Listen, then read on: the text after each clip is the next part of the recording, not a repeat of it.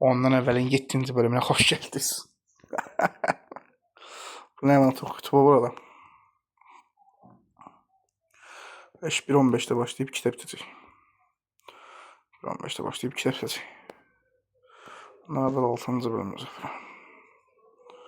Bundan əvvəl 2-ci bölüm. Ondan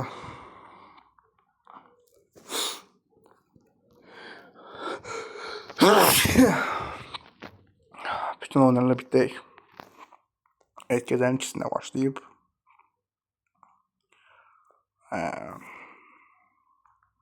2:41'də bitəcək. Görüş.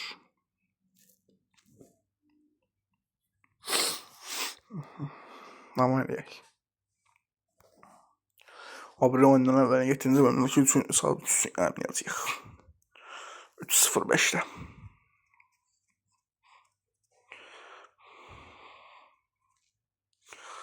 O da 3:05'də yox. Hər çəkilişdən davam edəcəkdi. Buradakı penaltı təsirlərini alacaq. Az burada 3 dəqiqəsi var. Görüşdə gedək. Shamrock Cross bir dənə olsa sizə qarşına gedərdik.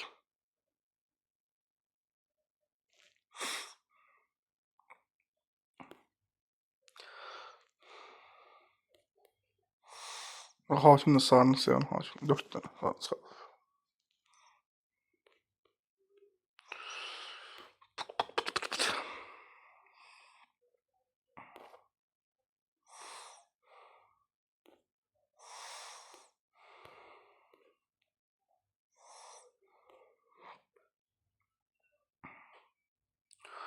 Bu arada Qarabağın muhtemel 10 milliyə çıxılmış mı?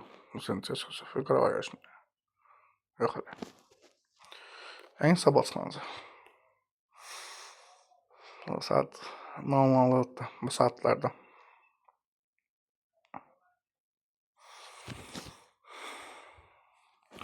Evet, Telcan United bitəndən sonra 5 dəqiqə bana Nardicə penaltı səs gəldi.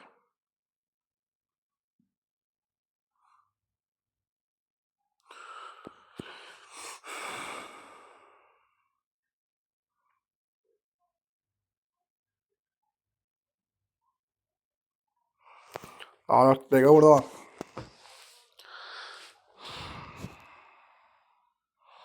İki dəqiqə gəlmiş saniyə. 2 dəqiqə gəlib sıfırlanaq. Videomuzu likelayın bu arada. Geldim acaba? Geceleri yıkılmak gözünü görüm. Senin doya doya doya da. Kalcanin. Bilmiyorum, August gelip çattı ya. 4 August. 95K. Arkadaşlar bunu yazmadık. 41K.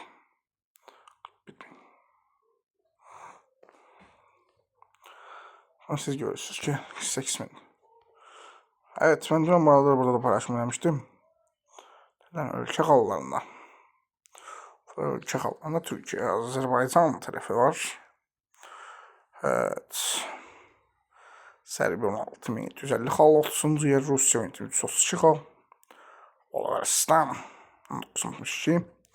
Slovakya 19.375, Azərbaycan 20.437, İsrail 21.500, Ukrayna 22.212, Slovenya 22.343, Xorvatiya 23.281, Rumıniya 24.000 xal.